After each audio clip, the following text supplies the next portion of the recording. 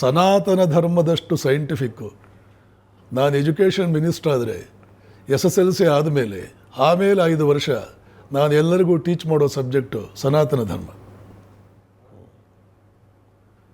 SSLCವರೆಗೆ ಎಲ್ಲ ಓದ್ಕೊಳ್ಳಿ, ಹಿಸ್ಟ್ರಿ ಓದ್ಕೊಳ್ಳಿ, ಫಿಸಿಕ್ಸ್ ಓದ್ಕೊಳ್ಳಿ, ಮ್ಯಾಥಮೆಟಿಕ್ಸ್ ಓದ್ಕೊಳ್ಳಿ, ಇಂಗ್ಲೀಷು ಕನ್ನಡ ಓದ್ಕೊಳ್ಳಿ. ಆಮೇಲೆ ನೀವು ತಿಳ್ಕೊಳ್ಬೇಕಾದ್ದೇನು, ಸತ್ಯವನ್ನು ತಿಳಿಯುವ ಹಂಬಲ, ಸತ್ಯಾಕಾಂಕ್ಷಿ, ಸತ್ಯನಿಷ್ಠ, ಸತ್ಯಾಕಾಂಕ್ಷಿ.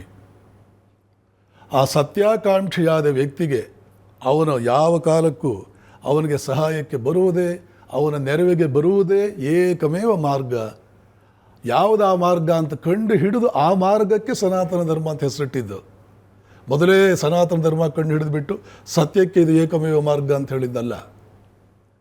ಆ ಮಾರ್ಗವನ್ನು ಕಂಡು ಹಿಡಿದವ್ರು 1 ದಿನವ 2 ದಿನವ ಆ ಶೋಧನೆ, ಆ ರಿಸರ್ಚ್ ವರ್ಕ್ ನಡೆದಿದ್ದು 1 ದಿನವ 2 ದಿನವ, ಸಾವಿರಾರು ವರ್ಷ. ಒಬ್ಬರ ವಿವೇಕಾನಂದರು ಇಂಥ ವಿಷಯಗಳಿಗೆಲ್ಲ ಫೈನಲ್ ಅಥಾರಿಟಿನೇ ವಿವೇಕಾನಂದರು. ಇದು ಸನಾತನ ಧರ್ಮದಲ್ಲಿ ಬರೋ ಸಬ್ಜೆಕ್ಟೇ ಜೀವ ಮತ್ತು ಜಗತ್ತು, ಈಶ್ವರ ಅಂತ ಬರುತ್ತೆ. ಆ ಈಶ್ವರ ಅನ್ನುವಂಥದ್ದು ಇವೆರಡರ ಅತ್ಯಂತ ಸೂಕ್ಷ್ಮ ರೂಪ. ಅದರಿಂದಲೇ ಇದು ಬಂದಿರೋದು.